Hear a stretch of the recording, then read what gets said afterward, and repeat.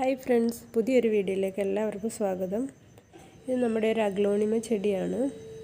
അപ്പം ഇതിൽ കുറേ തൈകൾ ഉണ്ടായിട്ടുണ്ട്. അപ്പോൾ ഇതിനെല്ലാം ഒന്ന് സെപ്പറേറ്റ് ചെയ്ത് മാറ്റി നടാമെന്ന് വിചാരിക്കുകയാണ്. മാറ്റി നട്ട് നമ്മൾ സെയിലിന് ഇടാൻ വേണ്ടിയാണ് കേട്ടോ. നല്ല ഹെൽത്തി ആയിട്ടുള്ളൊരു പ്ലാന്റാണിത് കേട്ടോ. ഞാൻ വാങ്ങിച്ചപ്പോൾ ഇത് നോക്കിയെടുത്തത് തന്നെയാണ്. കുറേ തൈകളുള്ളത് തന്നെ നോക്കിയെടുത്തതായിരുന്നു, സെയിൽ ചെയ്യാൻ വേണ്ടി തന്നെ. അപ്പോൾ ഇത് നല്ല ഇളക്കമുള്ള മണ്ണിൽ തന്നെയാണ് അവർ നട്ടിരിക്കുന്നത്. നല്ല ഹെൽത്തി ആയിട്ടുള്ള റൂട്ട്സും ഉണ്ട്. അപ്പോൾ ഇതിനെ സെപ്പറേറ്റ് ചെയ്ത് നമുക്ക് എത്ര പ്ലാന്റ്സ് ആക്കി മാറ്റിയെടുക്കാമെന്ന് നോക്കാം. ഈ മഴ സമയം ആകുമ്പോൾ നമുക്ക് ഈ ബിഗോണിയ, കലാത്തിയ, അഗ്ലോണിമ ചെടികളെയൊക്കെ നല്ലതുപോലെ വേഗത്തിൽ പ്രൊപ്പഗേറ്റ് ചെയ്തെടുത്ത് വളർത്തിയെടുക്കാൻ പറ്റുന്ന സമയമാണ്. അധികം വളപ്രയോഗമൊന്നും വേണ്ട ഈ അഗ്ലോണിമ ചെടിക്ക്. നമുക്ക് ഈസിയായിട്ട് വളർത്തിയെടുക്കാൻ പറ്റും.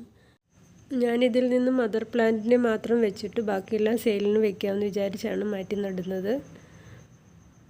അപ്പോൾ എത്ര പ്ലാന്റ്സ് ഇതിൽ നിന്ന് നമുക്ക് കിട്ടുമെന്ന് നോക്കാം. മദർ പ്ലാന്റ്സ് കൂടാതെ എനിക്ക് ഒരു 5 തൈകൾ കിട്ടിയിട്ടുണ്ട്. അപ്പോൾ അതിനെല്ലാം ഞാൻ സെപ്പറേറ്റ് നട്ട് വയ്ക്കുകയാണ്. കുറച്ച് ഒന്ന് വളർന്നതിന് ശേഷമേ ഞാൻ സെയിലിന് ഇടുന്നുള്ളൂ.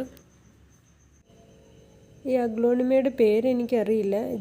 ഇതേപോലെ തന്നെ സെയിം ഒരു കളറും കൂടെ എൻ്റെ കയ്യിലുണ്ടായിരുന്നു. അതിൻ്റെ ഇലയുടെ ഷേപ്പ് കുറച്ച് റൗണ്ടാണ്, ഇതിൻ്റെ ഒരു നാരോ ഷേപ്പാണ്.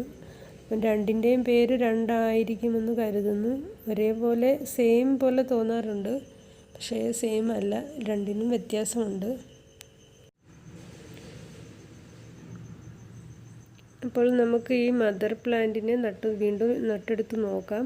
ഇതിൽ വീണ്ടും തൈകൾ ഉണ്ടാകുമോയെന്നറിയില്ല. ഇത് കൂടാതെ എനിക്ക് നല്ല ഹെൽത്തി ആയിട്ടുള്ള 2 വലിയ തൈകളും പിന്നെ കുഞ്ഞു 3 തൈകളും കിട്ടിയിട്ടുണ്ട്. അപ്പം മഴ സമയമില്ലേ, നമുക്കിതിൽ കുറച്ച് സാഫ് ചേർത്ത് നട്ട് വയ്ക്കാം. ഫംഗസ് ഇൻഫെക്ഷൻ ഒന്നും ഉണ്ടാകാതിരിക്കട്ടെ. പിന്നെ ഞാൻ നമ്മുടെ മണ്ണും കുറച്ച് കമ്പോസ്റ്റും കൂടെ മിക്സ് ചെയ്താണ് നടുന്നത്.